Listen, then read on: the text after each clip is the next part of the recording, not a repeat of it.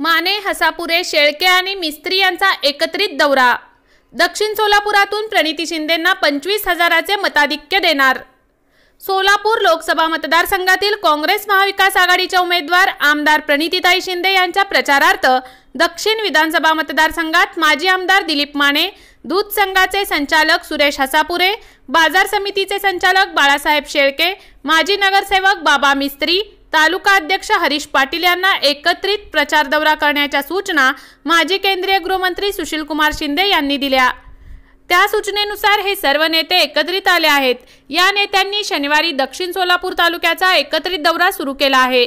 सोरेगाव व हत्तूर येथून सर्व दक्षिणच्या नेत्यांनी या दौऱ्याला सुरुवात केली असून प्रत्येक गावात या नेत्यांना प्रचंड प्रतिसाद मिळत आहे।